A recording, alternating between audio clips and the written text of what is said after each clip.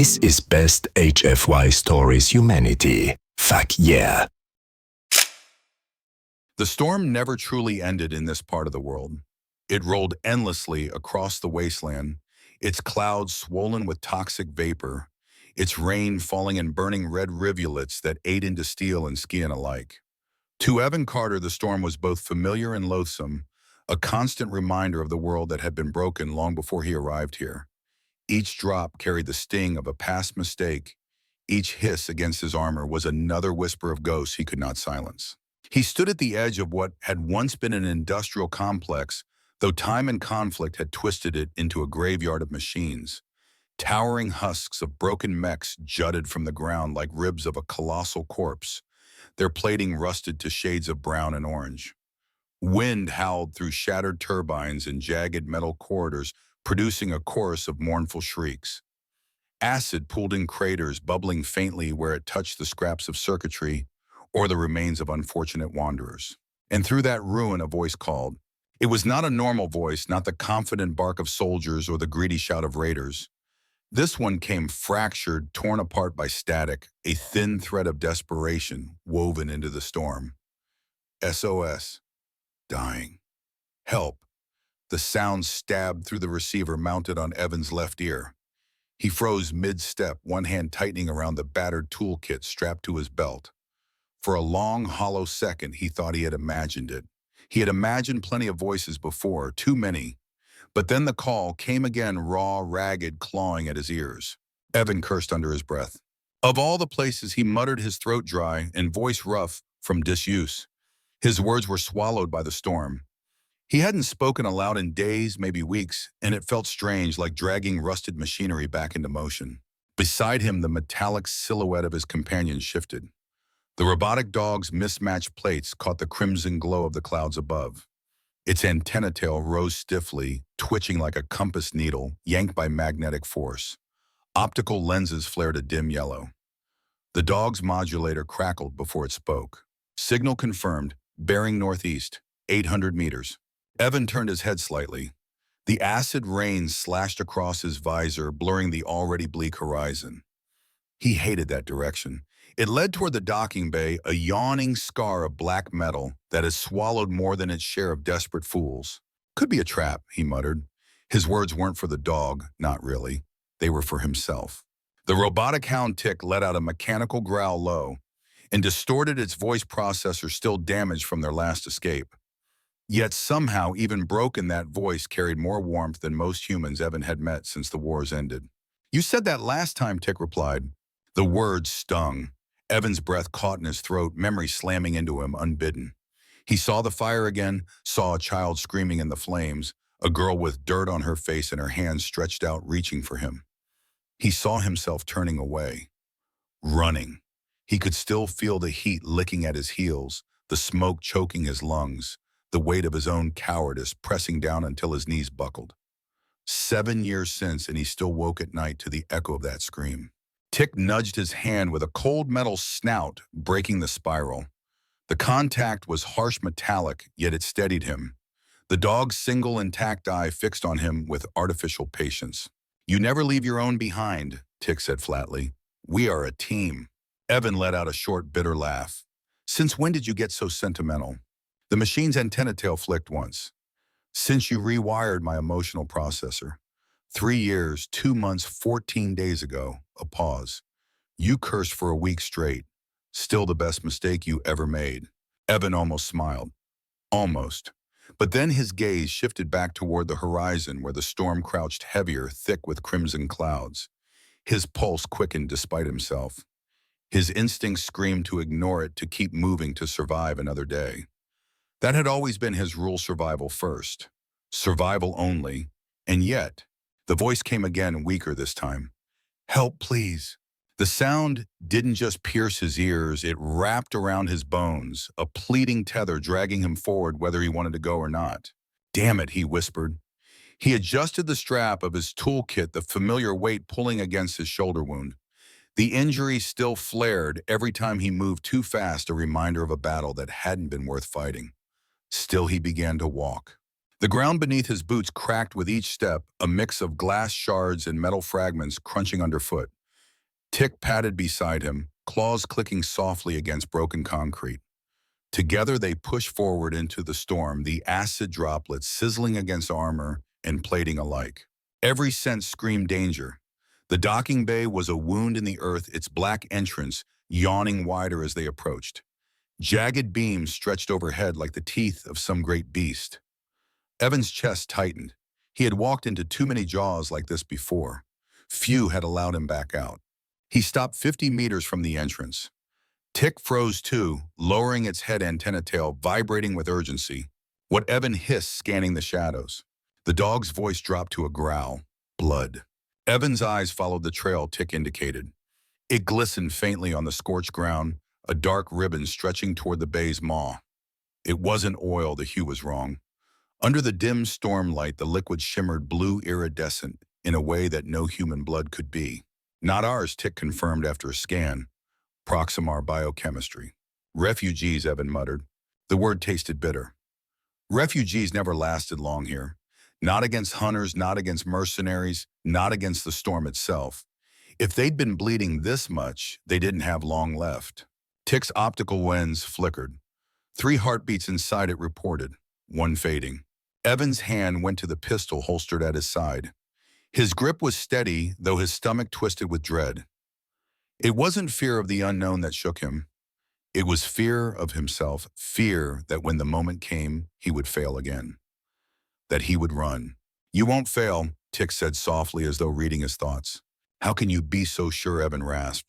The dog's damaged sensor turned toward him. Because I won't let you. For a long second, Evan didn't move. Then finally he exhaled and stepped forward. Each stride carried him deeper into the storm's embrace, into the silence waiting beyond the bay's entrance. The docking bay loomed above them, like the carcass of some ancient beast. Its walls were smeared with soot and rust, its gates hanging half-shattered from long-abandoned hinges. Inside, only darkness waited and the faintest echo of labored breathing. Stay close, Evan whispered, his hand brushing the dog's flank. They crossed the threshold together. The air changed instantly. Thicker rancor, stinking of blood and burned circuitry. The storm's howl dulled to a distant roar. In its place, silence pressed down heavy and suffocating. Then came another sound, a ragged gasp, almost too faint to hear the fragile heartbeat of someone clinging to life. Evan tightened his grip on the toolkit. Each step inside pulled him further from the safety of retreat, further from the hollow security of survival alone.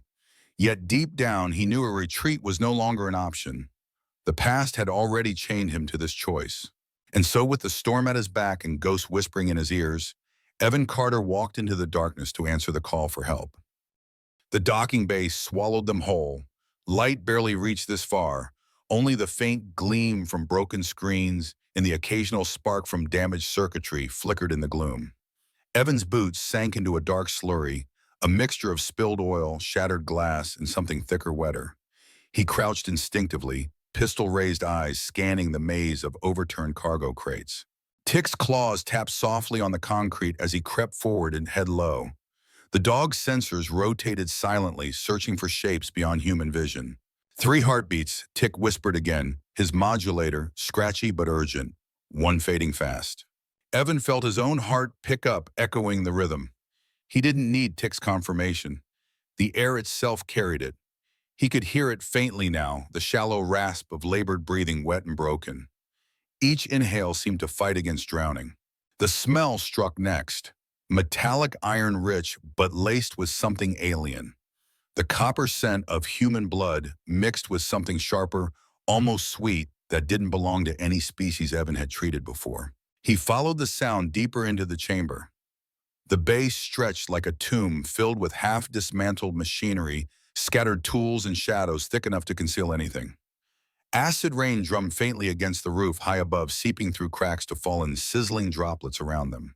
Tick stopped, suddenly his frame rigid. Blood trail thickening, he reported antenna tail pointing like a spear toward a collapsed section of scaffolding. Evan's eyes followed. There smeared across the floor a wide path of dark fluid glistened in the low light, blue bright even in shadow like veins filled with liquid sapphire. He swallowed. Proximar, he muttered. The word came with a wave of unease. He hadn't seen one of their kind in years, not since the wars that scattered them across the galaxy. The Proximar had always been bigger, stronger engineered for survival in hostile worlds. If one of them was bleeding this badly, they moved carefully each step, squelching in the mixture beneath their feet. The trail widened as they advanced, leading to a cluster of overturned tables. Beyond them, a shape stirred. Evan froze.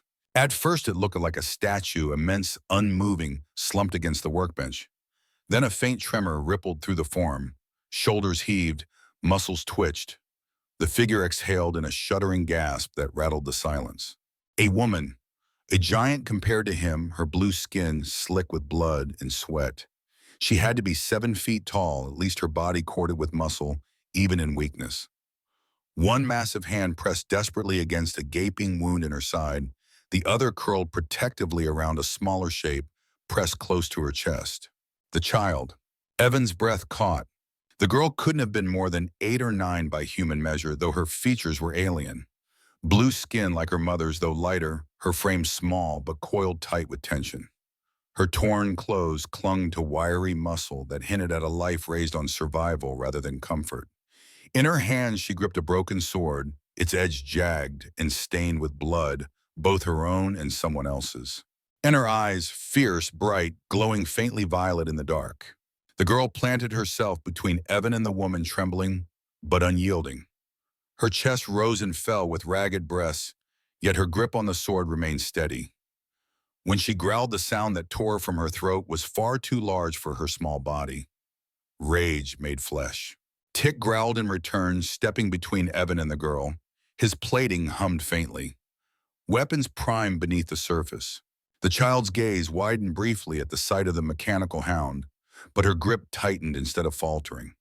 She spat words in broken human tongue, her voice cracking under the weight of fury and fear. They came with swords, she hissed. Her knuckles whitened on the hilt. Do you come with them? Evan slowly lowered his pistol, every movement deliberate. The girl's eyes tracked him with predatory sharpness, muscles coiling as if to strike the instant he faltered. He knelt, letting the weapon slide back into its holster. His hand stayed open, visible. The child's eyes flicked to his belt where the toolkit hung heavy. She bared her teeth. Show, she demanded, voice trembling.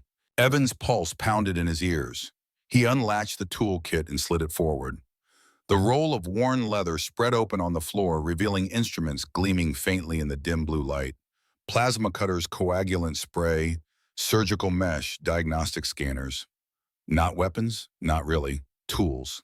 Her eyes narrowed, darting between the instruments and his face. The sword in her hands trembled, though whether from fatigue or indecision, Evan couldn't tell. Not here to kill, Evan said softly. His voice, unused for too long, scraped like gravel. Here to fix. The words hung in the air like fragile glass, one wrong breath away from shattering. Tick crouched lower, voice gentler now. We can help, he said, the growl in his modulator softened. The girl's gaze flicked back to her mother. The woman's breathing had grown weaker, each exhale a wet rattle. Her massive hand slipped from the wound, blood flowing faster now. The child's face twisted in terror, then hardened again. She stepped aside slowly, as though every muscle in her body screamed against the decision. Her pendant caught the faint light, a small blue stone on a silver chain clenched so tightly in her fist that her knuckles turned pale against her skin. Share, she whispered, her voice cracking. Then louder to Evan, my mother. I am Rhea. Evan nodded once. Evan, and this is Tick. He moved forward slowly, every motion deliberate, his focus locked on the wound tearing the woman apart. The mother stirred faintly, her violet eyes fluttering open. They locked on him instantly, sharp even through the haze of pain. One hand shot out and clamped around his wrist with crushing strength. My daughter! She rasped, blood bubbling at her lips. Keep her safe. Evan's throat tightened.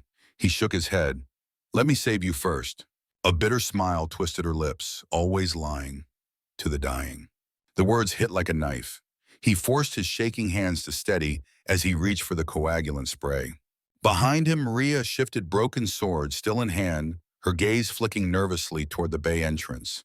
Her small body was taut, vibrating with urgency. Then she froze, her eyes wide. They're coming back! She hissed, the first note of fear piercing her mask of defiance. Tick's sensors whirled. Multiple signatures approaching, armed, formation pattern. Evan's stomach dropped. His hands worked faster on the wound, but his mind was already racing ahead. They were out of time. The child backed toward them, sword shaking now but still raised. "We can't fight. Mother can't move." The desperation in her voice stripped away all pretense. She wasn't a warrior, not truly. She was just a child clinging to the last thread of hope that anyone would keep the promise her mother had begged for. Evan looked up from the blood-soaked wound to meet her fierce violet eyes. "Help us," she whispered. And in that moment, the weight of 7 years of guilt came crashing down on him. He had failed before. He would not fail again. The silence didn't last. It never did in places like this. Silence was only the pause before the predators came. Tick's antenna tail stiffened. His sensors rotated, focusing on the shadows at the docking bay entrance. The faint hum of his combat systems rumbled through his frame. 5 hostiles, he reported. Approach pattern, military precision. Estimated 30 seconds to breach visual range. Rhea flinched. Her sword trembled in her hands as she glanced toward the darkened corridor leading back to the storm. Her voice dropped to a broken whisper. "Hunters. They came with swords first. Now they come with fire." Her words sent a chill through Evan. Not because of the fear in them, though it was raw and unhidden, but because of the resignation. She said it like someone who had seen it too many times, someone who had watched the cycle play out until belief in rescue had withered to ash. Evan's hands moved faster, applying the coagulant spray to Shara's gaping wound. The blue gel hissed on contact, sealing ruptured vessels temporarily. Blood still leaked through, stubborn against all efforts. He reached for surgical mesh, pressing it against her side. Her massive body jerked in pain, a strangled cry tearing from her throat. "We need more time," he muttered, but time was the one thing they didn't have. "How many?" he asked, not looking up. 5, Tick repeated. "Heavy weapon signatures, plasma rifles, 1 carrying fragmentation ordnance, armor-grade reinforced composite, professional. Not raiders then, not scavengers, mercenaries. The kind who treated sentient lives as property slips, the kind who never stopped hunting once paid." Evan cursed under his breath. "We can't fight them head on." Rhea stepped closer, her violet eyes blazing in the dark. "Then run." Her voice cracked on the last word, but the desperation in it was stronger than fear. She tightened her grip on her broken sword, as if that jagged shard of metal could somehow buy her mother one more minute. Tick shifted into a defensive stance, positioning himself between the girl and the entrance. His voice dropped to a growl. "Retreat route maintenance tunnels, east wall. Probability of survival minimal without distraction." Evan forced himself to breathe evenly. The sharp tang of iron and oil filled his lungs, burning with every inhale. His gaze swept the bay, searching for options. Cargo crates piled high, welding torches scattered, wires sparking in the gloom. Not much, but enough for him. He shoved the mesh into place and strapped a compression field around Shara's torso.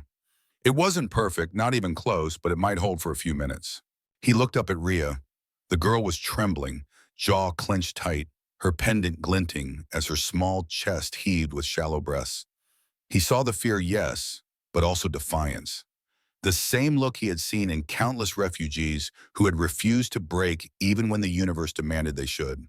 "Tick," he said, his voice low but firm. "Protection protocol, priority on the child." The dog's tail stiffened. "Acknowledged. What about you?" Evan's lips curved into a grim smile. "I'll buy you the time you need." Rhea's eyes widened. "That's suicide." He shook his head. "It's distraction." He gripped his toolkit tighter, feeling the familiar weight dig into his shoulder. It had always been his weapon in its own way. Not built to kill, but to repair, to improvise, to survive. Footsteps echoed now, metal boots striking against the docking bay floor. Shadows stretched longer as figures emerged through the smoke. 5 of them, just as Tick predicted. Tactical masks hid their faces, reflective visors glowing faintly under the stormlight that leaked in through the ruined roof. Their armor was heavy matte black and with crimson insignias, scratched off mercenaries without allegiance, without conscience. The leader raised a hand, signaling the others to halt. Weapons leveled, instantly barrels trained on Evan.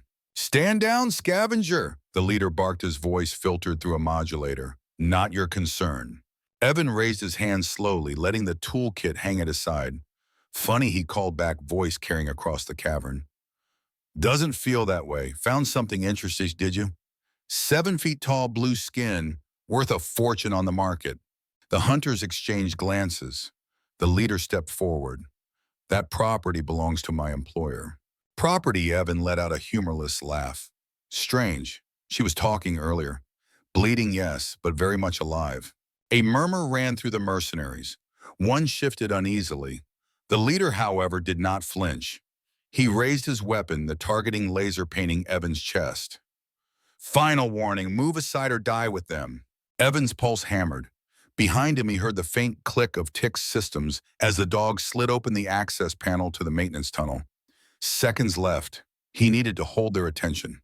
Cornered animals bite back, he said, his smile all teeth. He dropped low just as Tick's shoulder cannon fired. The blast streaked over Evan's head, striking the lead hunter square in the chest. The mercenary was hurled backward, armor sparking, slamming into a cargo crate with a bone-crunching crash. Chaos erupted. The hunters dived for cover, returning fire in blinding flashes. Plasma bolts scorched the air, slamming into walls and equipment, spraying molten shards. Evan rolled behind an overturned workbench, the metal shuddering as bolts tore into it. Sparks showered down, burning his arms. He gritted his teeth, fumbling through his toolkit. His fingers closed around the EMP grenade. One shot, one chance. He primed it, the device whining as it charged. Tick was already moving, herding Rhea toward the access panel. The girl half-dragged her massive mother Shara's weight, threatening to crush her small frame. Rhea's face twisted with effort, tears streaking down her cheeks, but she refused to stop. Go, Evan shouted over the din. Get them out! Tick hesitated, loyalty warring with protocol. Then with a mechanical growl, he nudged Rhea forward. Together they disappeared through the panel, Shara's bulk barely fitting through. Evan pulled the grenade's pin and hurled it across the floor. The device detonated with a sharp crack. Darkness slammed down instantly. Lights died. Weapons sputtered, systems flickered out with electronic whines. The mercenaries cursed in the dark, momentarily blinded. Evan moved through the chaos, memory guiding him. He ducked low, skirting past a stumbling figure. But luck ran out quick. A hand shot from the darkness, clamping around his ankle. He crashed to the ground, his toolkit scattering across the floor. A hunter loomed over him, mask shattered to reveal a scarred face twisted in rage. A knife gleamed, pressing to Evan's throat. Where are they? The man snarled, blade biting into skin. Warm blood trickled down Evan's neck. Gone, Evan gasped. Far away. The knife pressed harder. You have no idea what you've done. What they are. Evan met his eyes steady despite the pain. I know exactly what they are. People. Running from butchers like you. The hunter's snarl deepened, then cut short. Something slammed into the back of his skull with a sickening crack. He collapsed in a heap. Evan blinked up. Rhea stood over him, Evan's heavy wrench clutched in both hands. Her small chest heaved, her violet eyes wild with terror and fury. I came back, she whispered. Her voice trembled, but her grip on the wrench did not. Mother said, never leave allies. Evan's throat closed. He scrambled to his feet, wrenching the blade from his neck. Tick appeared from the darkness, jaw clamped around another hunter's arm, tearing through composite armor with brutal efficiency. Exit compromised, the dog growled, metallic teeth sparking. Need new plan. Evan glanced toward the maintenance tunnel, but the path was blocked, hunters regrouping fast. Plasma rifles rebooted with sharp whines as systems came back online. Blood trickled down his neck, his breath ragged. Shara was hidden but not safe. The girl was shaking her small hands, white-knuckled around the wrench, but her eyes burned with the fire of someone who refused to break. Then we make one, Evan said, voice hoarse. He tightened his grip on the wrench. Together. The storm outside rumbled like some ancient beast, shaking the structure around them. Acid rain hissed against metal sheets above, as if the sky itself sought to corrode everything into dust. Inside the docking bay, chaos pressed in from every angle. The mercenaries recovered fast, their targeting systems rebooting, their weapons glowing to life again. Evan grabbed Rhea's shoulder, pushing her toward Shara. Move, Now. The girl's small frame was trembling, but her eyes blazed with defiance. She slid beneath her mother's arm, bracing her with all the strength her young body could muster. Shara groaned, her massive form sagging heavily against her daughter. Her skin was ashen blood seeping freely despite Evan's desperate fieldwork. Every step forward seemed to drain another piece of her life away. Tick's sensors flicked, rapidly scanning the chamber. His antenna tail stiffened. Route East Corridor, clear for now. They half-dragged, half-carried Shara down the passage, Evan on one side, Raya on the other. The air grew damper, thicker, until it became obvious why. Water seeped from overhead vents, flooding the floor ankle-deep in a dark, oily slurry. Each step splashed, each splash echoed like a beacon. Not good, Evan muttered. Bulkhead ahead, Tick warned. And then they saw it, a towering slab of steel drop from the ceiling, sealing the corridor like a tomb. Acidic water lapped against its base, swirling with streaks of blood. No access panel glowed. No emergency override waited. This was a dead end. Evan's stomach dropped. Damn it. Tick alternatives. The dog scanned again. Negative. All other routes compromised by fire. Only this path leads to vehicle bay. Behind them, the echo of boots drew closer. The mercenaries were not far. Shara slumped heavily against the wall, gasping. Her enormous chest heaved, breath wet and ragged. Ria's face twisted with panic. "We're trapped," she cried, voice breaking. Evan set his jaw. Not yet. Tick, break it down. The robotic hound's optics flared, gears whining in protest. Structural integrity, reinforced alloy. Probability of success, 15%. Try anyway. Tick braced himself, hydraulics whirring. He threw his full body against the bulkhead. The impact thundered through the corridor metal, shrieking against metal. Sparks exploded from his joints. He staggered back, plating dented. Again he lunged. And again. Each strike dented the barrier further, but tore his body apart piece by piece. "Stop!" Ria cried out, tears streaming down her face. "You'll break." The dog paused just long enough to turn his battered head toward her. His voice was rough, glitching between words. Built to protect. Then he hurled himself forward once more. The seventh strike landed with a groan that shook the entire corridor. The bulkhead buckled steel, bending inward until a narrow gap cracked open. Enough for a child. Enough if they squeezed. Tick staggered back, one leg dragging uselessly, hydraulics hissing and leaking black fluid. His plating was warped, dented, gouged deep. "Proceed," he managed, his voice warbling. Evan didn't hesitate. He and Ria pushed Shara toward the gap. The Proximer woman moaned, her body barely obeying.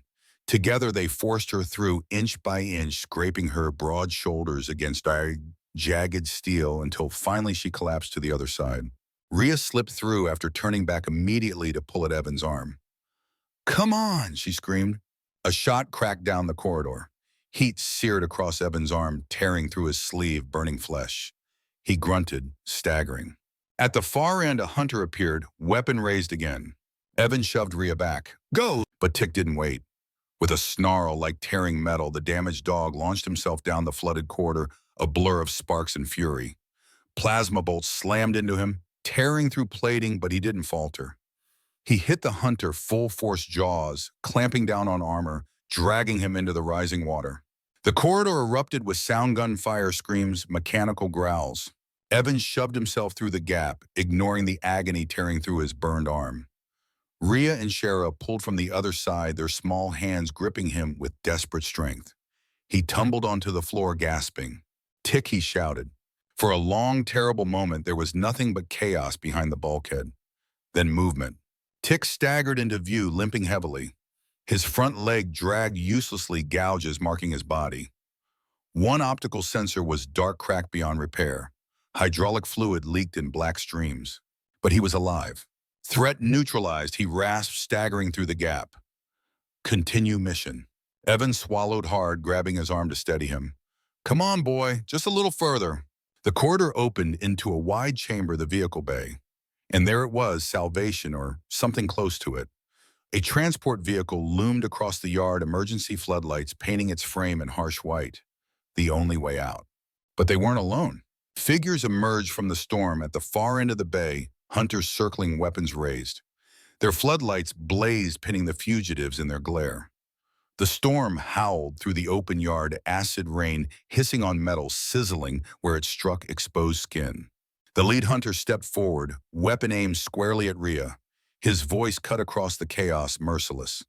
"The child comes with us. The rest die here." Rhea froze, panic flooding her face. "No," she whispered. She shook her head violently, clutching her pendant. "No, no, no." The hunter advanced. "Your mother's dead anyway. Come quietly. We'll make it painless for her." Something inside the girl snapped.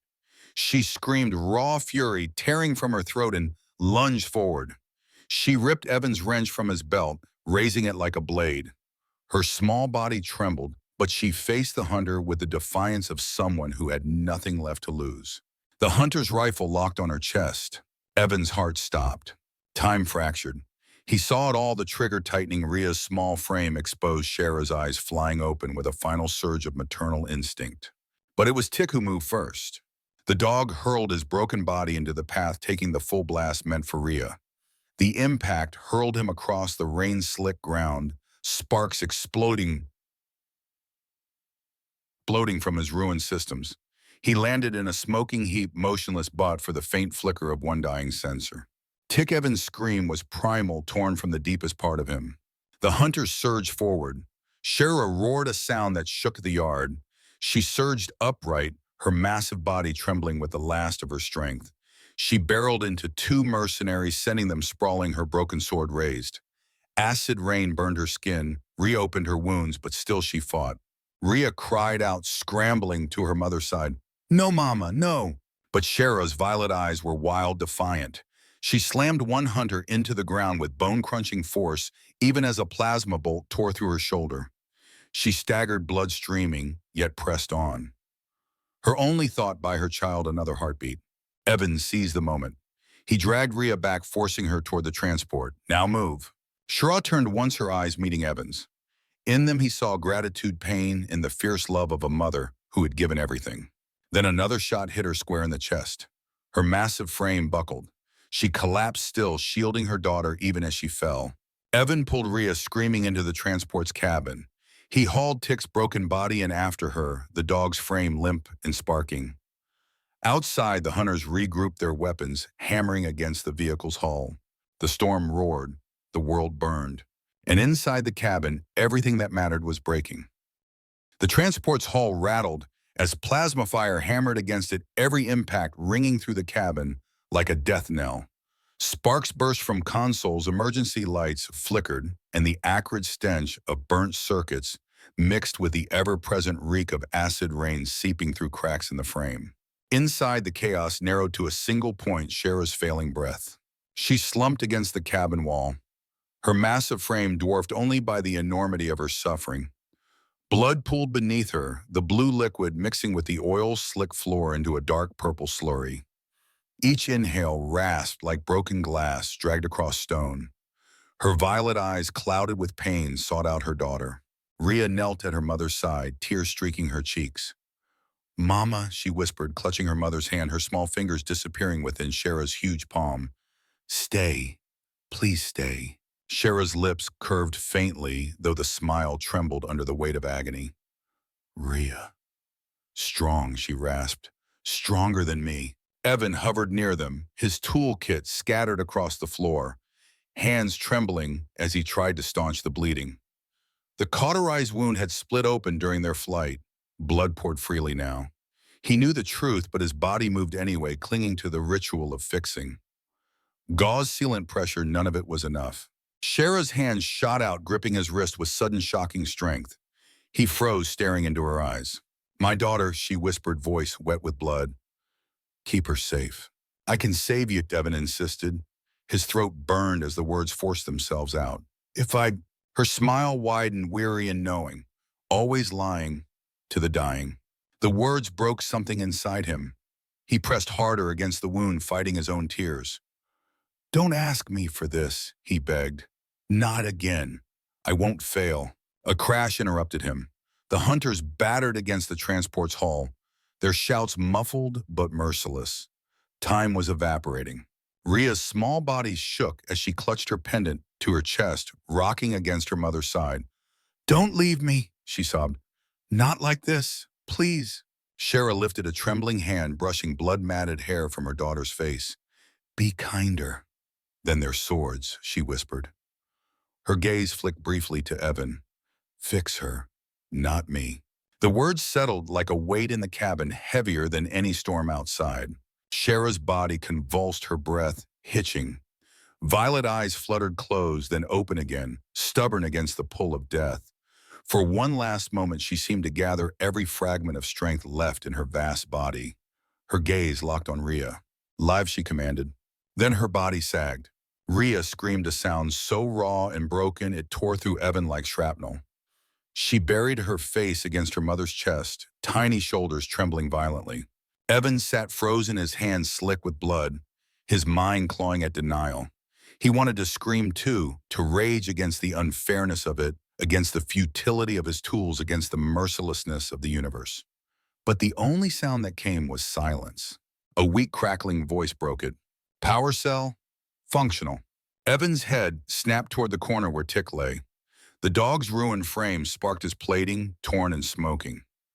One optical sensor flickered weakly, the only sign of life left. Rhea's tear-streaked face turned to her, eyes wide with desperate hope. "Take it," Tick rasped, his voice glitching. "Transport. Needs power." "No," Evan said sharply, crawling to his side. His hands hovered helplessly over the broken machine. "Stay with me. We can fix you." Tick's jaw twitched, a mechanical laugh choked with static. "Fix. Everything but me." His chest plate opened with a groan, exposing the glowing power cell. Rhea stepped forward, her small hands trembling. She unclasped her pendant for the first time since they had met, pressing it into Evan's palm alongside the cell. Her violet eyes met his, fierce even through the tears. "Fix him," she whispered. Evan's throat tightened. He wanted to argue, to deny the truth staring him in the face. But the girl's certainty cut through his hesitation. With shaking hands, he ripped open the control panel, stripped wires, bypassed systems. He jammed the cell into the transport's power core. The engine coughed once, twice, then roared to life, shaking the vehicle. "Come on," Evan muttered, his hands dancing frantically across failing controls. Red alerts flashed across every screen, but momentum surged. The transport lurched forward, tires spinning on slick ground before finding purchase. Rhea pulled herself into the co-pilot seat, clutching Tick's broken key to her chest. Her face was streaked with tears and grime, but her jaw was set with the stubbornness of a survivor. She looked out the viewport at her mother's still form, shrinking in the storm behind them. "Goodbye," she whispered. The transport smashed through the ring of hunters, scattering them in the acid rain. Bolts of plasma ricocheted off the hull, sparks exploding. Evan gritted his teeth, focusing on speed, on survival. The storm swallowed them, hissing, burning, tearing at the vehicle's plating. Inside, Rhea curled protectively around Tick's broken frame. Her small body shook with sobs, yet she clung to him as if refusing to let go of the last piece of family she had left. Evan drove with single-minded fury, his burned arm throbbing, his neck sticky with blood. He didn't dare look back, not at the hunters, not at the body lying in the storm. Only forward, only survival. The vehicle groaned, battered by wind and acid rain. The engine screamed under strain, fueled only by Tick's power cell. It wouldn't last. They all knew it. Tick's voice crackled faintly. Systems failing. Probability of success decreasing. "Don't you dare," Evan snapped, his voice hoarse. "Don't calculate. Just stay with us." Rhea stroked the dog's dented plating, her small hands leaving smears of blood and oil. "You saved me," she whispered. "Like Mama. Like him." Tick's sensor flickered, aiming. "Mission complete. Child safe." Evan's hands tightened on the controls. "No, not complete. You stay. That's an order." For a moment, silence, then transfer protocols. Evan froze, his gaze snapped to the dog. "No, don't you—" Neural link, Tick interrupted. "Use mind, core, protocols, combat, loyalty, memory, all." Evan shook his head violently. "That'll kill you." "Not death. Evolution," Tick rasped. His optical sensor turned toward Rhea, still trembling, but clutching him fiercely. family. The word hung in the air, heavy with meaning never spoken before. Evan's vision blurred. He wanted to scream at him to stop him to refuse. But deep down, he knew Tick was right. The dog's chest plate hissed open, revealing the neural port. Evan's own implant relic of his military past ached at the thought. He hadn't used it in years, not like this. Core memories only, Evan whispered, his voice cracking. Combat protocols, navigation, nothing else. Everything Tick insisted, all or nothing. The storm outside raged. The vehicle shuddered. Rhea clutched her pendant tighter, her tear-streaked face looking between them. Please, she whispered, don't let him go. Evan's heart fractured. He met the dog's dimming sensor one last time. Ready. The flicker steadied faintly. Ready. Evan pressed his hand against Tick's core. Pain exploded behind his eyes, white-hot, tearing through his skull. Memories not his own surged into him like a flood. Combat data, tactical matrices, loyalty directives. But beneath it all came something unexpected. Emotion, devotion, protectiveness, joy. Tick's entire existence poured into Evan, filling the hollow places inside him that had ached for years. When it ended, Evan collapsed to his knees, gasping. Tick's body lay motionless, its sensor-dark systems silent. But in Evan's mind, a presence stirred, familiar, steady, warm. We are functional at observed clinically. Transfer successful. Evan choked, tears streaming down his face. Tick. Not precisely, came the reply. Integration, adaptation, evolution. Rhea's wide eyes fixed on him. Is he? Evan swallowed hard. How do you tell a child who has lost everything that death isn't always the end? He tapped his temple. He's here. With us. He wouldn't leave you. The girl's lips trembled. She reached out, placing her small hand against his arm. Can I talk to him? Evan closed his eyes. Inside his mind, the presence leaned forward, listening. Tell her I am still her protector. I remember my promise. Evan opened his eyes, voice breaking. He says he's still your protector. He remembers. Rhea's face softened, tears spilling anew. She pressed her forehead against his arm. Then I'll believe. Outside, the storm howled. Inside, grief and hope coiled together, fragile but unbroken. They had lost a mother, but they had gained something too. Something that was neither man nor machine alone, but a bond forged in fire and sacrifice. And as the transport hurtled into the storm, Evan realized the truth. They were no longer alone. The transport groaned like a dying beast, its frame buckling beneath the relentless assault of the acid storm. Every kilometer gained felt stolen from the woes of inevitability. The engine, fueled by Tick's fading power cells, screamed in protest, coughing and sputtering as though it too wanted to give up. And then with one last tortured whine, it did. The vehicle lurched, wheels locking before skidding across the cracked earth and grinding to a halt. Silence followed, broken only by the hiss of acid rain gnawing at the metal skin. Evan's hands slipped from the controls, trembling. His burned arm throbbed, every breath ragged with exhaustion. The adrenaline that had carried him this far drained out in a wave, leaving behind nothing but the ache of loss. Rhea sat curled in the co-pilot seat, Tick's broken chassis cradled against her small frame. Her face was streaked with tears and grime, her knuckles white around her pendant. She stared straight ahead at nothing, her gaze hollow. They'll find us, she whispered, voice too small for the storm's howl. They always do. Evan leaned back in his seat, closing his eyes for a moment. Inside his mind, the presence stirred. Probability of pursuit has decreased. Mercenaries routed by storm, current position outside fire line, minimal threat window available. Evan exhaled, almost laughing. Tick, you really know how to sweet-talk a situation. Assessment only, the voice corrected, though a thread of warmth pulsed beneath the words. Rhea shifted, glancing at Evan. Is he really still there? He met her gaze, tired but steady. Yes. Different body. Same promise. For the first time since her mother's death, a flicker of something other than grief lit her face. Hope, fragile and trembling. She pressed Tick's broken key into Evan's palm. Then fix him. Please. Evan looked at the key, at the jagged edges of shattered metal. He wanted to promise, but the truth tasted bitter. I don't know if I can. You fix me, she said simply. We're alive, that's enough. The words cut through his shame like light-breaking storm clouds. He nodded slowly. All right, we keep moving. They pushed the transport's door open together. The storm's breath hit instantly, hot and caustic, burning exposed skin. Raya hissed, pulling her ragged sleeve up to shield her arm. Evan tightened the straps on his ruined jacket, wrapping Tick's battered frame carefully within it. The world outside was gray and endless. The scorched earth stretched toward the horizon, marked only by twisted silhouettes of burned machinery and skeletal ruins. The starport's distant towers jutted upward, silhouettes against the toxic sky. "Stay close," Evan said, voice grim. "Rain burns, but we can make it." Rhea looked up at him, her violet eyes wide and wary. "Why?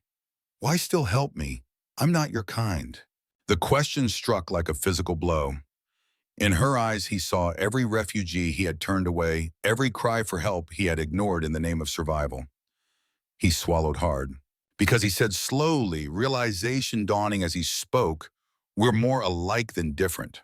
Both running, both broken, both alone." Rhea tilted her head, tears mixing with rain. "Not alone anymore." He nodded once, "Not anymore." Together they stepped into the storm.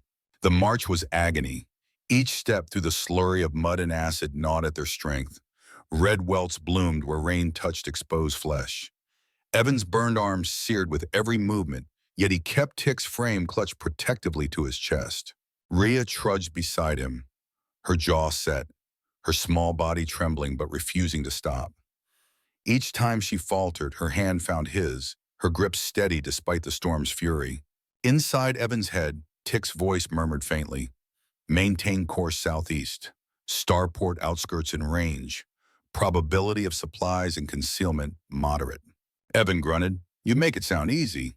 "Adaptation required. Mission protect child. Directive unchanged."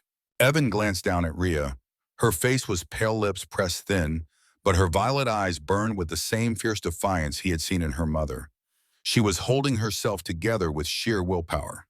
He realized then that survival wasn't just his mission anymore, it was theirs, and they would not break.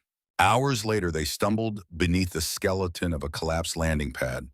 The overhanging metal provided meager shelter from the acid rain.